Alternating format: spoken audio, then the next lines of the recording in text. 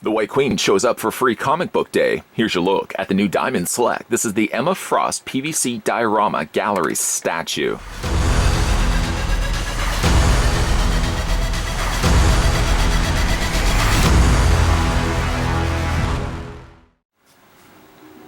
Emma Frost was born into a wealthy family and resented her cold and distant parents until her psychic powers manifested as a teen. Using her newfound abilities, she began running schemes, destroying her enemies, and eventually seized control of the anti-mutant Hellfire Club, turning it into a secret mutant society. As CEO of Frost International, she financed the club and became headmistress of the Massachusetts Academy, where she trained young mutants and formed them into a team, the Hellions.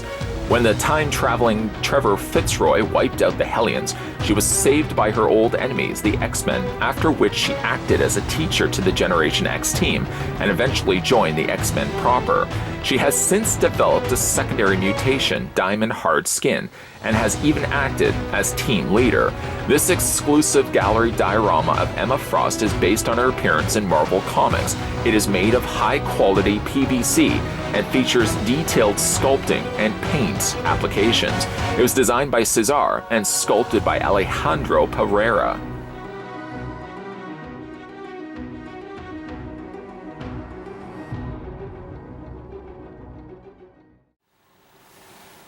Before we get a closer look at Emma Frost, the first thing we're going to do is figure out how tall this gallery's statue stands of her. Now, I take it past her head, and the reasoning for that, obviously, is the fact that she's got an arm extended, and that is the highest point on the statue, so we're going to stop it right there. While I'm doing this, I'd also like to send out a big thank you to the folks over at Diamond Select who provided the sample that we're seeing in this review. If you're in the market of picking this one up for yourself, I believe she is available. You would definitely have to check online and check your various comic book stores when they do, if not have already opened. Nonetheless, though, gallery's statue of Emma Frost stands at 14 inches exactly. And switching that to centimeters, then you're looking at the statue standing 35.7, so a little over 35.5 centimeters tall.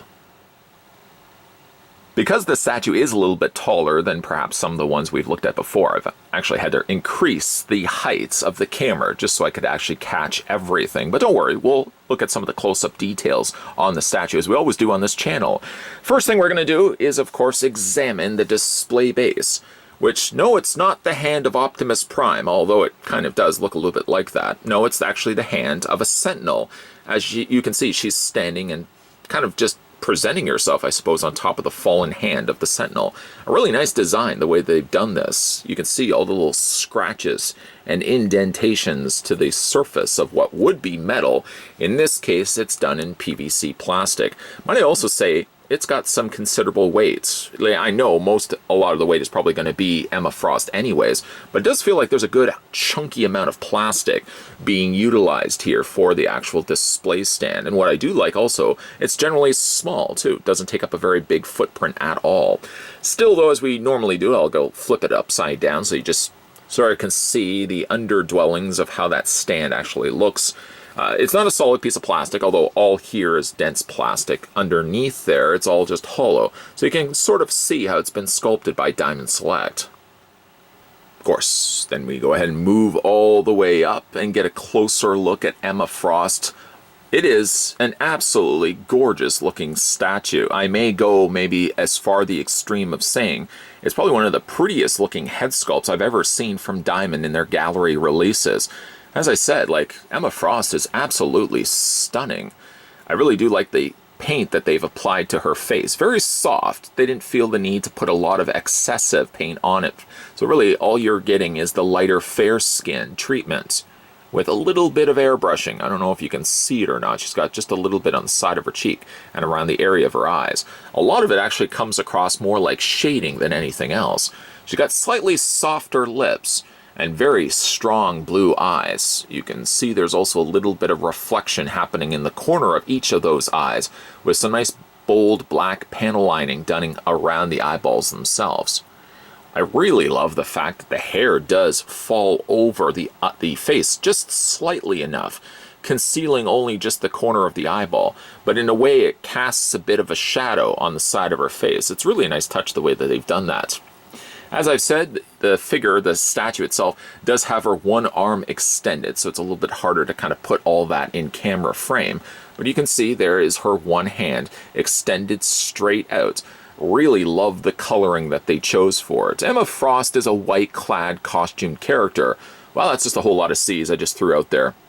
But it's not just white simply that they actually used. If you look really closely at it, it's almost got more of a pearlesque color scheme to it, slightly more of a white metallic color. Really does work quite well on this particular statue. There's not much in the way of her clothing. She sort of reminds me of the Goblin Queen in that regard. She does have her halter top. I don't know if you would call that a halter top or not, but as you can see, there's that Silver X logo right in the middle there that sort of keeps the cape intact. Yes, Emma Frost does have a cape. I'll just move the statue around here so you can sort of see how it works. Very much reminds me a bit in a way like Storm's cape, how it goes around the areas of her sleeves. It does have a real nice flow to it. I like just the way that it folds and flaps itself. As you can see, it just has a nice natural wave motion to it. It doesn't have as much that sort of pearl color that we see for the rest of her body.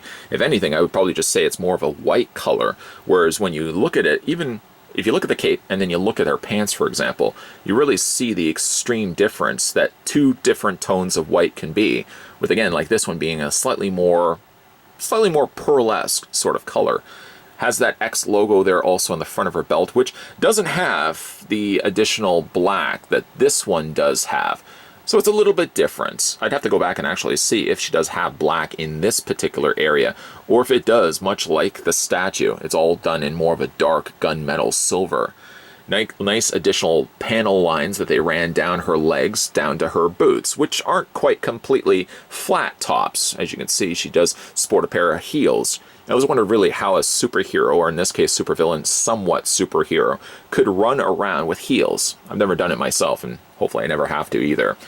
Nice detailing done where you can sort of see the wrinkling where it's overlapped her ankles. So it has a little bit of defined sculpt on the side where those boots would be stretched across her ankles. I mean, I'm spending a lot of time here, but I really feel like I should be spending a lot more time up here. The star really is this head portrait. It's, as I've said already, it's stunning. I know I would just sound like a broken record from continuing to say the same thing. I don't know if you can also see it by maybe the distraction of her pretty face, but she also has a little white choker there also on her neck. Not something you see a lot of people wearing nowadays. Chokers were certainly big back in the 90s. The skin tone that they used also, again, much like in her face, is soft, but it still has the shading added. So it sort of accents the areas around her muscles and other things as well. Even got a little belly button happening down below, just peeking away a bit up from the belt area. All in all, like I said, just an absolutely gorgeous head sculpt. Quickly spinning it around so you can see the sculpting of her hair. It relies on a two-tone effect, the lighter blonde, and then they're kind of in between the strands of her hair. She's got this slightly darker yellow that they used in there as well. There's really nothing I would say I would have changed differently to this particular statue. I like the display base. I like the pose of the figure. The head sculpt is absolutely gorgeous, and the paint definitely brings all of those details to the forefront, where it really presents this statue as, I feel, almost a standout from some of the other gallery statues that Diamond has produced in the past. It's nothing saying that the old gallery statues were inferior to this one, but I definitely do feel like this could be one of the best head sculpts that I've ever seen on a Diamond Select gallery release. The Emma Frost PVC diorama statue, I feel, is another one of those examples where physically seeing it in hand is quite considerably better than the image that they presented on the back of the box. I don't know if maybe it's just the lighting, but it's definitely until you see this physically in your hand, and hopefully a review like this has helped along the ways, you really do appreciate how beautiful that head sculpt is, where I feel like it loses a little bit of that on the back of the box. To be fair though, the back of the box, they did add some additional snowflakes. That was a nice touch.